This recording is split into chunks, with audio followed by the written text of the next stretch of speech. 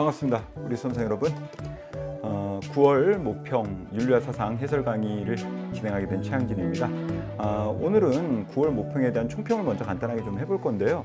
일단은 첫 번째 제가 여러분들한테 드리고 싶은 말씀은 어려웠다. 네, 맞습니다. 이제까지 출제되었던 특히 올해 출제되었었던 우리 윤리와 사상 어떤 시험보다도 굉장히 까다로웠어. 그렇죠? 예, 그건 저도 인정을 합니다. 그리고 또 지금 여러분들 한참 수시 원서에 대한 상담, 특히 우리 현역들, 그렇죠? 고3 학생들은 그런 기간에 어떻게 보면은 마음의 준비가 제대로 갖춰지지 못한 상황에서 시험을 봤는데 또 시험 문제까지 어려운 문항들이 상당수 출제가 되었다. 그러다 보니까 여러분들 지금 상당히 좀 혼란스럽고 또 어떻게 보면 이제 정시를 준비하는 친구들은 정시 준비하는 친구대로 또는 수시를 준비하는 친구들은 또 최저에 대한 그런 어떤 불안과 걱정 이런 마음을 가지고 있는 친구들이 많지 않을까 하는 생각이 좀 들어요. 그러면 오늘 모평 어땠냐? 저는 이렇게 봐요. 일단은 예측 가능한 기출주제 중심의 출제가 이루어진 건 부정할 수 없어요. 그러니까 제가 그러잖아요. 4문제, 3문제 정도는 까다로웠어. 근데 나머지 그것 빼고는 전부 다 어떻게 보면 굉장히 좀 우리가 예측 가능할 수 있는 비교의 유형, 그렇죠? 출제 주제가 나왔다라는 거야. 어떻게 보면 평이한 거죠. 그런데 평이한 듯 하지만 또 한 4문제에서 5문제 정도는 상당히 까다로웠던 거야. 이게 이제 이번 9월 모평의 특징이에요. 그래서 예측 가능한 기출 주제 중심의 출제가 한 몇 프로 정도 이루어졌다라고 해야 되냐면 80% 정도는 요 예측 가능한 기출 주제 중심의 출제가 이루어졌어요. 그리고 재밌는 게 익숙한 유형의 낯선 내용이 나왔어. 가장 대표적인 게 6번과 16번이죠. 그쵸? 여러분들 다 알 거야. 6번은 바로 뭐야? 맹자죠, 맹자. 맹자 관련해서 보기가 기역과 니은은 다들 문제가 없었어. 디귿이 문제였죠? 그거 하나 가지고서 선지를 봤더니 기역 니은의 선지가 있고 기역 니은 디귿의 선지가 있었던 거예요. 그 요런 것들. 디귿 하나. 그러니까 어떻게 보면 굉장히 익숙한 유형의 제시문과 주제인데 그렇죠? 보기 하나에 뭐가 들어간 거야? 아주 낯선 내용의 보기가 들어간 거야. 또 16번 또 여러분들 보면 스피노자와 스토아를 비교하는 건 너무나 우리가 익숙해. 많이 나왔단 말이야. 그런데 여러분들 어때요? 스피노자와 관련해서 몇 번입니까? 5번 선지. 굉장히 까다로웠지. 그렇죠? 이런 식이야. 그래서 유형은 익숙했어요. 하지만 그 익숙한 유형에 비해서 선택지나 보기에 들어가 있는 내용들은 우리가 처음 보고 아니면 우리를 굉장히 괴롭히는 거죠. 고민에 빠뜨린다. 이렇게 표현하는 게 적절하겠네요. 우리를 고민에 빠뜨리게 할 만큼, 고민에 빠질 만큼의 이런 어떤 낯선 내용들이 들어가 있는 그런 어떤 선지나 보기들이 많이 출제됐다는 거예요. 저는 대표적으로 2개를 썼지만 요거 말고도 많아요. 대표적으로 8번도 그래요. 그렇죠? 홉스 로크. 미안해요. 로크하고 루스 비교하는 문제. 그것도 상당히 여러분들 뭡니까? 아주 좀 여러분들을 고민에 빠뜨렸죠. 이런 문제들이 가장 대표적이에요. 그래서 유형은 익숙해. 당연히 로크하고 루스하고 나올지 우리 다 알았어. 여러분들도 알잖아. 나도 알았거든. 그런데 선지에 이런 내용의 선지가 나올 줄은 쉽게 예측하기가 어려웠다. 이렇게 얘기하는 친구들이 많죠. 저는 예측했어요. 그리고 제가 수특에서 강조드렸던 내용들이 사실은 굉장히 많이 나왔어요. 그래서 저는 이제 오늘 9평 이렇게 보면서 상당히 기대 심리도 있었어요. 정말 수특 열심히 한 친구들은 아마 그 수특에서 여러분들이 배웠고 여러분들이 자기화시켰던 지식을 마음껏 어떻게 보면 발휘할 수 있었던 좋은 계기가 되지 않았을까라는 기대 심리도 가지고 있었어요. 또 한편은 또 걱정, 우려스러운 마음도 있었어요. 그래서 지금 현재 2가지가 다 교차하는 마음이다. 이렇게 여러분들한테 표현해드리고 싶어요. 그래서 아니나 다를까 6번이나 16번, 8번, 10번 아리스토텔레스 문제도 까다로웠죠. 요런 4개의 문항이 제가 볼 때는 4대 천왕이에요. 6번, 8번, 10번, 16번. 그렇죠?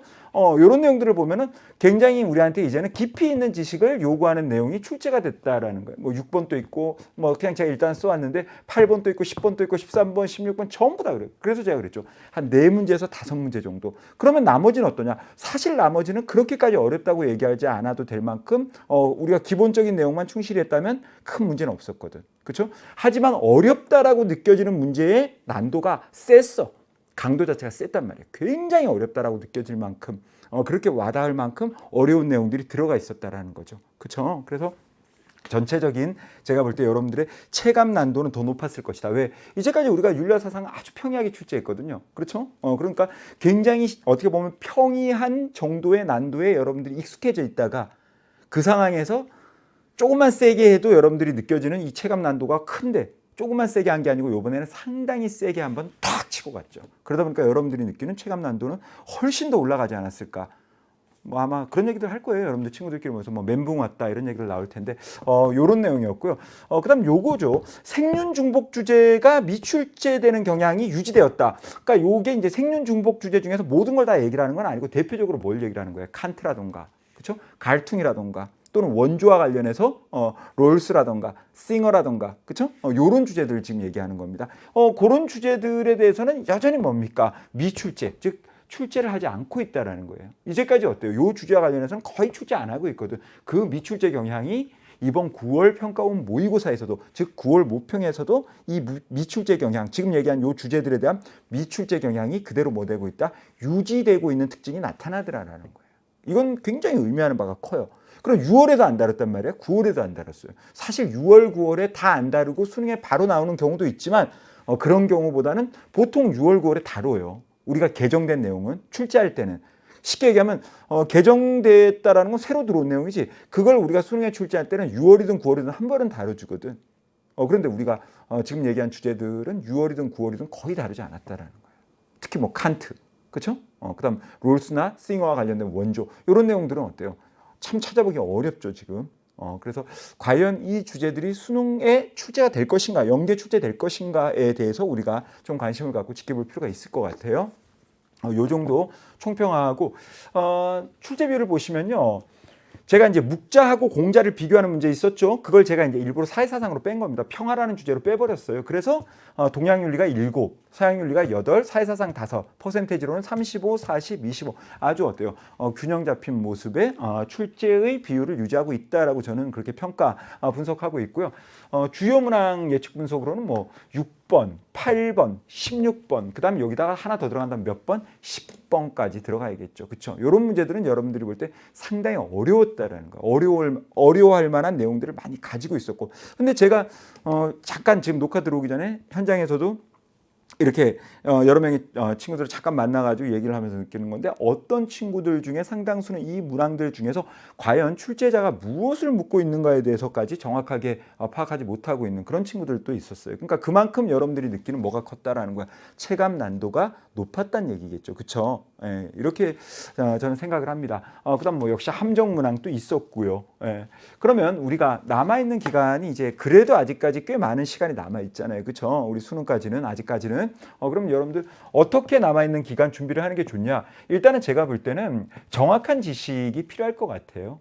이 말은 정확하게 하나를 안다라는 것도 있지만 다양한 출제 개념에 대한 학습이 여러분들한테 필요할 것 같다라는 생각이 들어요. 맹자에서 그런 얘기가 나올 줄 누가 알았겠어요. 사실은 그 얘기가 아주 낯선 얘기는 아니거든요.